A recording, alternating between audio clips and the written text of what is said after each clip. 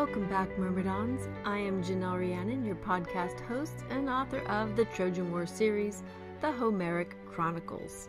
I'm glad you're continuing this journey with me as I explore and share and write about the Trojan War and related Greek myths. This is part 2 of our exploration of Achilles for the Supermen of Greek mythology episodes. Let's begin with part 2, shall we? By the time the Iliad opens, we are at the end of 9 years of continued warfare by sea, on land, and the great siege war against the city of Troy itself. How did 9 years of bloody battles affect Achilles and his relationships? Dr. Jonathan Shea devoted an entire book to this subject, Achilles in Vietnam.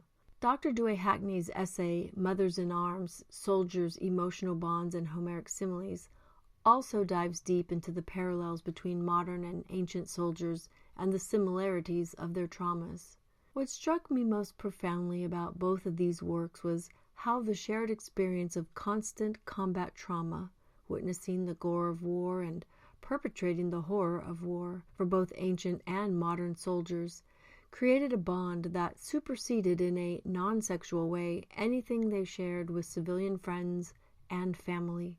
Dr. Shea found that men in charge, as Achilles was, often described themselves as mothering figures for the soldiers they were responsible for. He wrote in his book, quote, "The terror and privation of combat bonds men in a passion of care that the word brother only partly captures. Men become mothers to one another in combat. The grief and rage that they experience when the special comrade is killed appear virtually identical to that of a child suddenly orphaned, and they feel that the mother within them died with the friend." End quote. This is very interesting because you might default into thinking that a male soldier would think of himself as a father figure, use father-type similes to describe his relationship to those men he was in charge of. But universally, in the ancient and modern world, they describe a mother-child connection or bond. It is not a sexual bond and has nothing to do with sexual orientation or identity at all, but rather it's the archetypal understanding of what a mother represents as a caretaker and nurturer. Achilles was the commander of the Myrmidons. Even though he had a handful of generals, he was ultimately responsible for all of them. When he fought, they fought. When he withdrew, they withdrew. While he holed up in his tent, they sunned on the beach, played dice games, ran races, and perhaps even played fetch with camp dogs. Achilles had his favorites, and we all know his special comrade was Patroclus. After Patroclus fell at Hector's hand, the Trojans tried to take his body. Hector was not only trying to strip the armor, but he was also trying to cut Patroclus' head off. Stealing a high-profile body like Patroclus would have been a major coup for the Trojans, but the Greeks knew that it would bring Achilles' wrath on them as well. In Book 17, a Greek says this of failing to save Patroclus' body from defilement, quote, "O friends, it will be no distinction to return for us to the hollow ships, but right here may the black earth open up for us. This would be far better for us than if we yield this man to the horse-breaking Trojans to drag to their city and to claim the glory." I use the term special comrade from Dr. Shea's work because it is appropriate in describing the relationship soldiers develop with one another in any time period. This bond, this special camaraderie, is unlike any other relationship a soldier has, and the loss of it produces a profound grief civilians can't fully understand. Dr. Shea has this to say, quote, "We can never fathom the soldier's grief if we do not know the human attachment which battle nourishes and then amputates. As civilians, we have no native understanding of the soldier's grief." End quote. I think this is very true of how we evaluate and examine Achilles. Being raised in a military family, I can say that civilian life, or non-military life, is very different. You can ask any child with a parent or whose parents are in any branch of service. The soldier is gone much of the time. There is a real fear of something happening, fear of war breaking out, fear of deployment to dangerous places, the anxiety of not knowing where your parent is, and the interminable waiting for the homecoming. All this is why divorce rates run higher in military families. It's a very difficult life. Soldiers deployed to fight face very real dangers, as we can see in the news. The horror of war has been broadcast in our faces since Vietnam.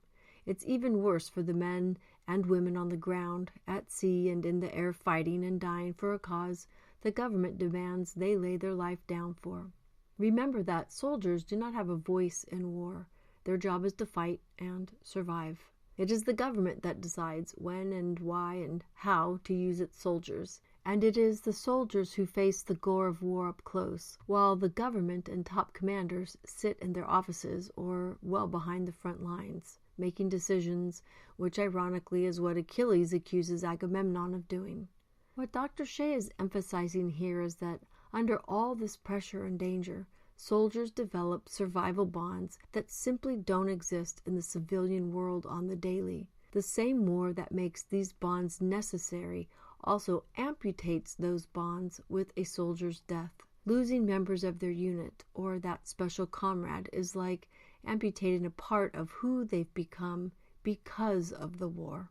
Losses felt by family members are not the same as a soldier experiencing the loss of another soldier with whom they bonded with during trauma. According to Dr. Shea, quote, "We often hear that the death of a special friend in arms broke the survivor's life into unhealable halves, with everything before his death radically severed from everything else," end quote. This is a testament to the reality that combat trauma wounds soldiers, no matter gender, no matter personality. In Achilles in Vietnam, a veteran says, "It's a closeness you never had before. It's closer than your mother and father, closer than your brother or sister, or whoever you're closest with in your family. It was, you'd go to the bathroom and he'd be right there covering you. And if I went to the bathroom, he'd be covering me. We needed each other to survive," end quote. This echoes Achilles' grief-stricken words that losing Patroclus was worse than if he'd lost his father or his son. It also aligns with the mothering similes I discuss later in the podcast. Dr. Shea adds that it isn't uncommon for modern soldiers to alienate their spouses on behalf of their fellow veterans. Denying this bond and the subsequent grief experienced in war is catastrophic for the surviving soldiers. In our modern American society, it is very common to view a man who weeps and wails as weak. I don't think anyone can deny that American society, perhaps in the Western societies, raise boys with phrases like, "Be a man, be a big boy, don't be a baby," or simply saying, "You're okay," when a boy gets hurt. This is how we as a society socialize men to ignore their deep feelings or passions. Soldiers aren't immune to this suppression as men. I would go so far as to say female soldiers feel the same pressure to ignore their grief in order to prove that they are just as capable as their male counterparts. By contrast, the ancient world ritualized a soldier's grief as seen by men weeping, wailing, pulling their hair out, cutting their hair off, ripping their tunics, and being, in general, inconsolable. The ancient communities recognized the deep and profound grief of a soldier's loss by partaking in the rituals and performing sacred rites over the dead. We clearly see this in the Iliad. Think of Achilles weeping over Patroclus' body and how the modern civilian world can only really understand this level of grief in a sexualized context, because it's inconceivable in our Western mentality for a man to weep so passionately over another man if they aren't lovers. By only considering a sexualized context for Achilles' relationship with Patroclus, you have to ignore the fact that Achilles was, by the time of Patroclus' death, a 10-year combat veteran in a war where he had both witnessed and perpetrated the bloody gore. And you would also have to ignore that there is a profound connection between ancient and modern soldiers and how they experience grief and the loss of their comrades. Seeing Achilles through a lens of a combat veteran adds a fresh perspective to his character and the relationships he had with his most intimate circle, Thetis, his mother, Briseis, and Patroclus. He consistently turned to his mother Thetis for help and consolation, not because he was weak, but because he knew it was only through her divine intervention that he could hope to push back, if only for a short period of time, against what war was hurling him into, loss of honor and impending death. He kept Briseis close, calling her the wife of his heart, defending his relationship with her to the point of instigating a civil war with Agamemnon. Achilles commanded the Myrmidons, but Agamemnon commanded the rest of the army. Achilles had the choice to withdraw because the Myrmidons were more like allies since Achilles wasn't bound by the oath of Tyndareus. In addition, if civil war would have broken out between Achilles and Agamemnon with actual fighting, thankfully prevented by Athena, it would have caused an even deeper trauma for Achilles and his men by forcing them to kill men they'd been fighting alongside for almost 10 years. Achilles' reaction to Briseis after Patroclus is killed can also be explained through his combat trauma. Dr. Shea's work with Vietnam veterans reveals that once the special comrade is killed, a soldier can be irrevocably broken, often dividing their life between before and after the special comrade's death. After Patroclus dies, Briseis goes from being the wife of his heart to being just a woman he says in the Iliad he shouldn't have been fighting over. That's in Book 19.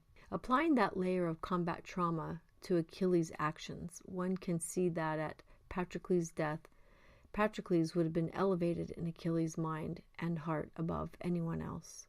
After Patroclus dies, Briseis goes from being the wife of his heart to being just a woman who he says in the Iliad he shouldn't have been arguing over. Applying that layer of combat trauma over Achilles' actions, one can see that at Patroclus' death, Patroclus would have been elevated in Achilles' mind and heart above anyone else. The basis of the debate that Achilles and Patroclus were lovers is rooted in works that came hundreds of years after Homer and on the premise that academic homophobia has denied Achilles and Patroclus their true story. To be clear, Homer never explicitly states that Achilles and Patroclus were lovers. What is often cited from the Iliad is the intense weeping and grief of Achilles over Patroclus' death, and Patroclus' ghost requesting their bones be placed in the urn Thetis gave Achilles. Erroneously attributed to Homer is the thighs and kisses line from Aeschylus' play Myrmidons, 300 years after Homer's work was credited. This intense and caring relationship can be explained by the bonds of combat, and it isn't unusual, even in our time, for soldiers to be buried together, such as the tomb of the unknown soldier.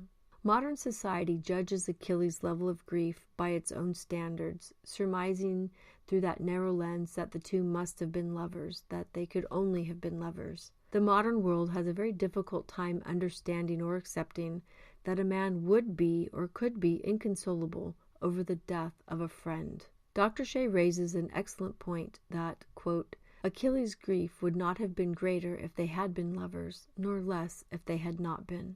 It is clear that combat invokes intense bonds between soldiers that don't exist in the civilian world, and to ignore that when looking at Achilles shrinks him to a two-dimensional character. Neither does their relationship fit into the pederastic homosexuality that was the norm in certain parts of Greece, particularly among the Athenian upper classes from the 6th through 4th centuries, as discussed in Dr. Warwick's previously mentioned essay. In a pederastic relationship, Patroclus would have had to be the dominant male because he was the elder, but that is the opposite of how it is portrayed. Therefore, it doesn't quite fit. Consider this. The Iliad is dated at about 750 BC, and tells the story that took place 500 years earlier in about 1250 BCE. The first known work placing Achilles and Patroclus as lovers was Aeschylus' play entitled Myrmidons, written in 5th century BC Athens, 300 years after Homer wrote down his compressed version and 700 years after the time period the original story, legend, or war occurred. 700 years is a very long time between versions. As we know, interpretations and viewpoints can change quite a bit in that amount of time. We can also dissect the Greek word philia, which is the strongest kind of love, and is used between Achilles and Patroclus. Once again, modern society imposes an interpretation on the translation to mean a lover's passionate bond, when in reality, according to Dr. Martha Nussbaum, quote, philia is less on intensely passionate longing than on benefit, sharing, and mutuality, end quote. By examining Achilles at this level, there are bound to be disagreements and rejection, but I suppose that's been happening for centuries. The bottom line is this: we will never know one way or the other, But what we can know for certain is that no warrior, whether from the Bronze Age or the modern world, experiencing 10 years of combat, arrives at the end of that time unscathed. By considering the effects of combat trauma on Iliadic characters, we can glean unique and fresh perspectives. The last area I wanted to examine Achilles' character is through his role as commander of the Myrmidons and what his presence meant for them and the army under Agamemnon. As the leader of the Myrmidons, he was totally respected and likely feared. As previously mentioned, when he fought, they fought. When he commanded they withdraw from the fighting, they did. Perhaps our best way of exploring Achilles' role is to return to Dr. Douay and her essay, Mothers in Arms, Soldiers, Emotional Bonds, and Homeric Similes. She outlines several passages where Achilles and other leaders, such as Ajax of Telamon and Menelaus, are described with similes of mother animals when protecting their young. Achilles himself describes his relationship with his men in Book 9, lines 321 through 326. Nor is there any profit for me, regarding his efforts in the Trojan War, because I have endured affliction at heart, ever staking my life to do combat. As a bird to her unfledged young brings in her mouth whatever she catches, but for herself it goes badly. So I too have passed many sleepless nights and come through many blood-soaked days of fighting, doing battle with men who fight for the sake of their wives. Achilles tells us with his own mouth that he hasn't profited much in the last 9 years, and that he's been plagued with worry over his men, and he has repeatedly put his life on the line for the sake of his men and Agamemnon's cause, which he later reminds everyone listening isn't his cause. He says explicitly that he puts the needs of his men, his Myrmidons, before his own needs. He ensures that they are cared for, even if that means he must go without. He has endured worry and fear for the sake of his men, presumably working to assure for their well-being and prizes. He fights alongside his men, shoulder to shoulder and back to back. He's mucking around in the blood and gore with them. What Achilles is describing is a very close relationship with his Myrmidons, who numbered about 2,500 troops total and 50 ships. This is a completely different relationship than the one he points out Agamemnon has as a commander who, hanging back beside his swift ships, accepts them, the gifts Achilles gives him after battle, and would distribute little and hold on to much. The use of the mother bird simile implies a deep sense of care and responsibility. Achilles sees himself more Agamemnon's equal or superior in moral dealings than a subordinate. He speaks up, saying that he doesn't fear any consequences from Agamemnon for speaking his mind. And to that end, after Briseis is taken, the disrespect he feels is deeply wounding. Both armies know he is the greatest warrior, has put his life and the lives of his men on the line over and over, and taken very little for himself, and to be repaid by being stripped of his woman, albeit his war prize, who he confesses to everyone is the wife of his heart, is the last straw in a feud that has, in my opinion, been brewing for years, likely since Aulis. As a matter of fact, Achilles' diatribe against Agamemnon at this point reveals a deep-seated hatred. He says, "Let him go his cursed way without hindrance, for Zeus, all-devising, has snatched his wits from him. His gifts are hateful to me. I hold him at the value of a splinter." Agamemnon is so small and as annoying as it gets in Achilles' eyes. When Achilles withdraws from the fighting, he knows the Greeks will suffer without the Myrmidons and his leadership on the field. This is in effect fighting a civil war without fighting one. Simply by withdrawing, Achilles knows hundreds of men will needlessly die. He hopes this reality will push Agamemnon to do the right thing by publicly restoring the honor he so publicly stripped. Even so, Achilles is defensive, stubbornly sticking to a tragic course of action. He claims the Trojans never offended him personally, so why should he continue fighting them? Eventually, he allows Patroclus to fight in his stead and rejoin the war effort. The Trojans, thinking Achilles had returned to battle, were shook. Quote, "The heart of every man," Trojans, were thrown into confusion. And when it came time for Hector to fight Achilles one-on-one, King Priam and Queen Hecuba begged their son to hide within the city walls rather than to face the notorious killer. There is no doubt that Achilles was a terror in battle, a mortal version of Ares, if you will, god of war. His strength and prowess are unparalleled. Up until Patroclus' death, Achilles clung to the hope that he would once again see Phthia and his father. The prophecy regarding his death centered on a dual fate, meaning his life could go either way, a long and glorious life or a short, glorious one. Either way, his fate was tied to whether or not he remained in Troy. His withdrawal from the war was his last chance to turn back and choose the long life. In the end, as predicted, Achilles fell before the city of Troy was conquered. He was lured by an elaborate ruse to Apollo's temple where he was supposed to make sacrifices to atone for his war crime. Instead, he was killed by an arrow shot by Paris with Apollo's guiding hand. An inglorious end for a colorful life. How different his story would have been had he chose to set sail after Briseis was taken from him. How different his story might be if he had killed Agamemnon. Would we be discussing him thousands of years later if he had? I'd like to think we would. There are so many layers to Achilles' character. He was brutal to his enemies and kind to his own.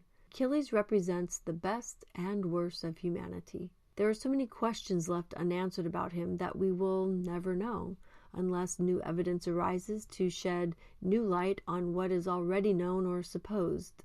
I think of him as the ancient Anakin Skywalker, destined for greatness by gifts received at birth, yet fallible in his humanness. In Rage of Queens, chapter 30, I wrote about Achilles' end through his mother's eyes. The strand of pearls in Thetis's hands dropped, sending the beads bouncing along the rocky cave floor. She closed her eyes and bowed her head. The wail was unmistakable, though she'd never heard it before.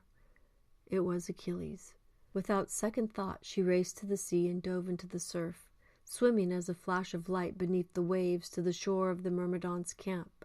Emerging from the water, she saw her son, a wretched heap of rags with a bloodied scalp.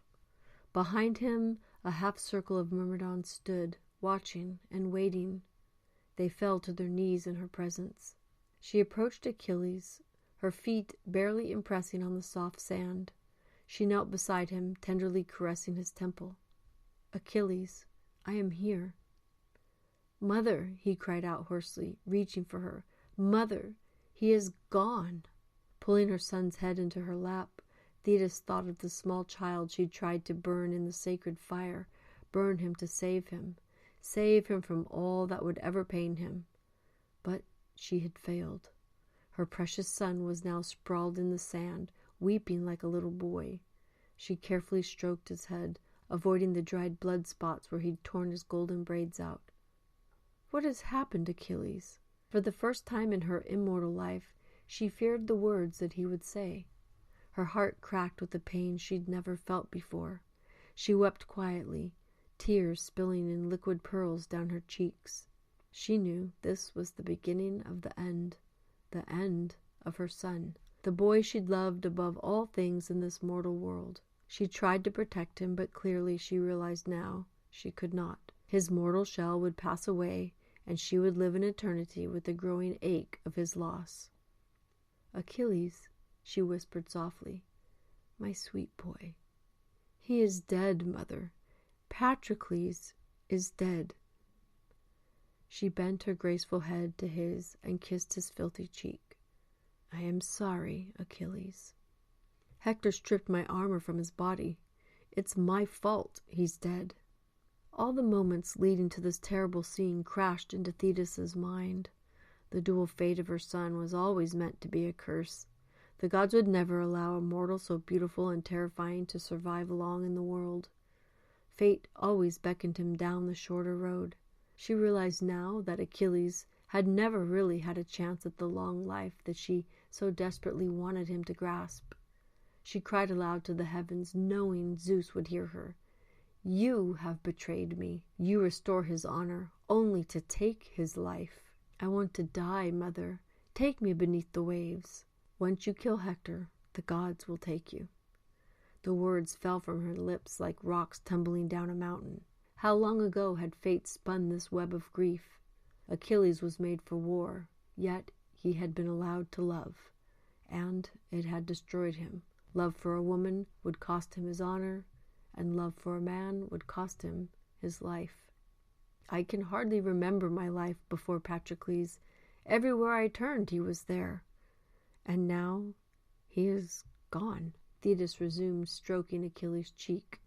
Words failed her. I drank myself into oblivion for the sake of my armor. How cheap did I hold Patroclus' life? I have done nothing but drink and feel regret and drink more. Shh, Achilles. In your heart, you already know what you will do. As do I. Hector may have your armor, but he won't have it for long. Death is coming for him. I see it in your eyes. I will go to Hephaestus myself and beg him to forge you new armor and weapons. Do you still have your father's ash spear and his horses? I do. Taking her son by the chin, she sought a promise in his eyes. Do not seek your revenge until I return at dawn. She could hear the god of death approaching, and she was helpless in his path. I will do it then, Achilles said, tears breaking anew down his cheek. What else can I do? Thetis disappeared into the sea. Achilles collapsed on the sand again, his limbs too heavy to walk to his ship, his heart too heavy for life, his mind bent on Patroclus and his regrets. I am lost. Well, that's it for the very first episode, part 2 of Supermen of Greek Mythology on the Greek Mythology Retold podcast. I really hope you've enjoyed this episode. Hit me up on my socials. If you've enjoyed listening, subscribe and like on the platform of your choice. You can find me for the Greek Mythology Retold podcast at Twitter, at GRetold, Facebook, Greek Mythology Retold.